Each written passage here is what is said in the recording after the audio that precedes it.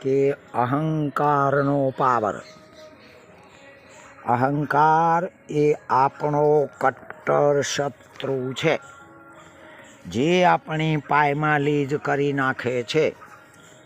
તે વિષયોનો આગેવાન છે. વળી અહંકાર એને તો દત્તક પુત્ર પણ કહેવાય છે.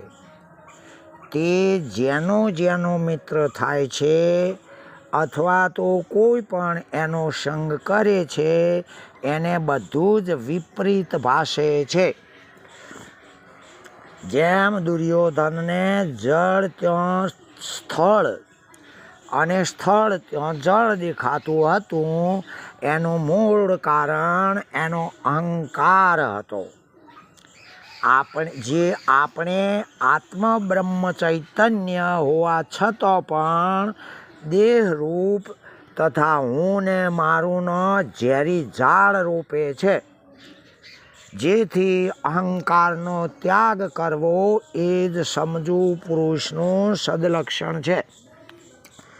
જીવનમાં અવનવી ઉપાધિઓ, ખાનદાનીની લીલામ એટલે કે આબરૂનો ધજાગરો જ કરાવે એ અહંકાર છે.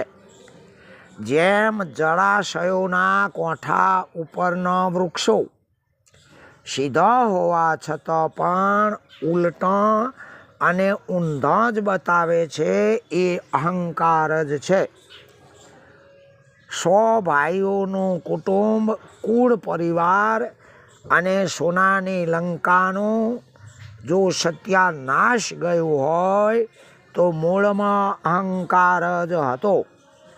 અહંકાર જ કાળ, જમ, ઝાળ અને વિકરાળ તથા વિકૃતિ ઊભી કરે છે.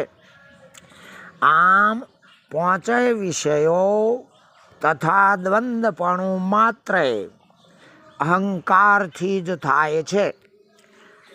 આમ મૃત્યુ અને જન્મ પણ અહંકારથી જ થાય છે. જે અહંકારને સમજીને તજી શકે છે એનું જ નામ સમજણ કે સંત, અગર તો તે ભગવાન છે જ. આમ અહંકારના સંગે ડૂબાય છે અને સમજણના સંગે તરાય છે.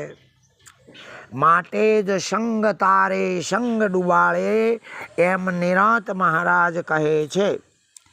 અહંકાર આપણને કૂવામાં નાખે છે, જ્યારે સમજણ તો ગગન વિહાર કરાવે છે.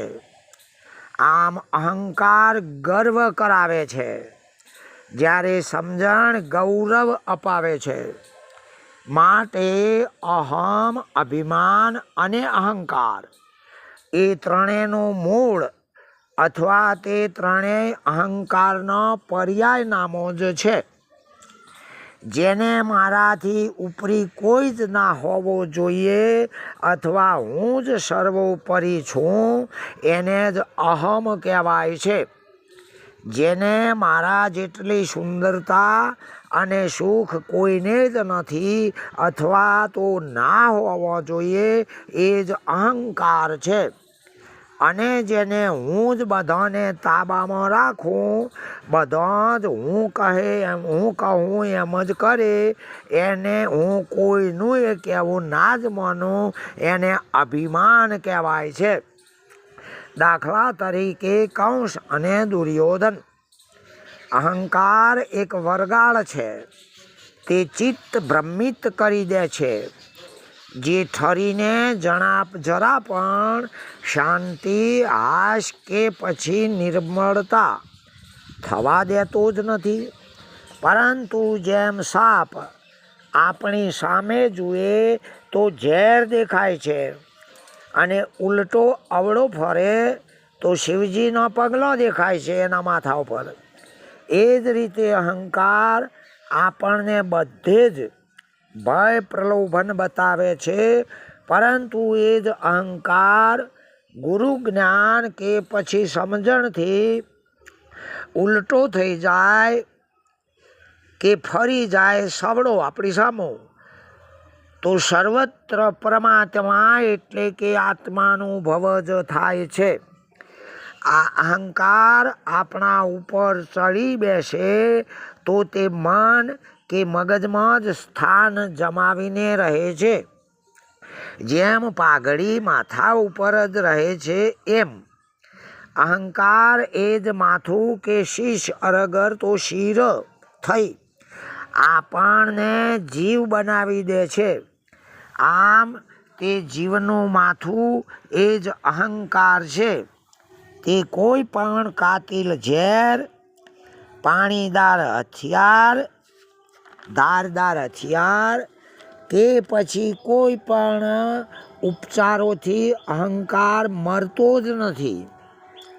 માટે જ ગુરુ જ્ઞાન કે પછી સંત ગુરુની કૃપાની જરૂર પડે છે. પછી તેનો મૂળ પણ રહેતો નથી. બાકી જેમ ગરોળીની પૂંછડી કપાઈ જતો ગરોળી મરી જતી નથી, એમ લુખ્ખા શબ્દોનો બણગો ઠોકીએ તો એનો અર્થ એ નથી કે એનો અહંકાર મરી ગયો છે અને આ જ એકલો જ્ઞાની છે, આવું ના પણ હોય. માટે જ મરીને જીવે એનો દેશ કોઈક જુદો જ છે. જ્યારે જીવીને મરે એ તો કોને નથી થતું?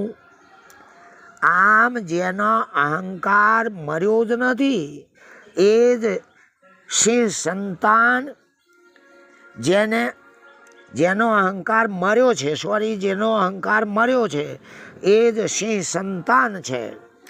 જેને જોઈને સાંભળીને કે બીજા બધા વગર મારે મરી જ જાય છે.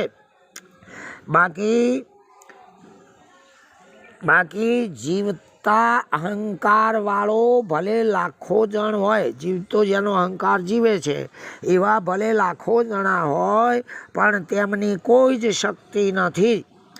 માટે જ કહ્યું છે કે બાકર બચ્ચો લાખ, લાખે બિચારો, પણ સિંહણ બચ્ચું એક, એકે હજારો. વિચાર સાગર પણ કહે છે કે તાવદ ગર્જંતી શસ્ત્રાણી જંબુ કેન વિપીયથા ન ગર્જંતી મહાવિદ્વેદાંત કેસરી. આ જેનો અહંકાર મર્યો છે એના માટે છે. જેમ કોંટો કે કોઈ પણ વાગે તો ભલે કોંટો કાઢી નાખો કે પછી ઉપરા ઉપરી પટ્ટીઓ મારો પણ અંદરનો મેલ કે બગાડ ના નીકળે તો જ્યારે ત્યારે કેન્સર છે જ. એમ ભલે બોધ લ્યો કે પછી બોધ કરો,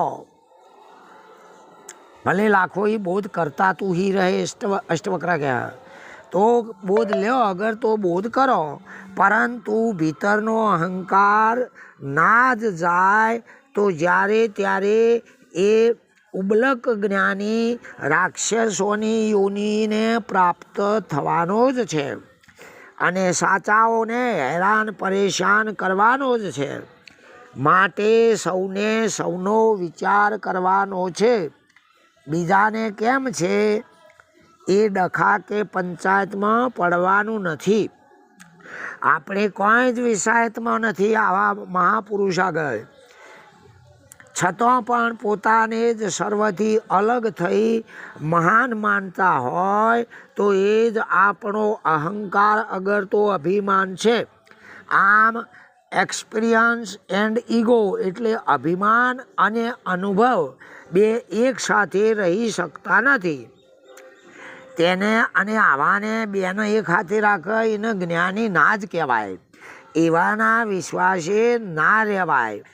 કારણ કે જેને નાક જ નથી એને બીજાનું નાક સહન થઈ શકશે ખરું? ના જ થાય.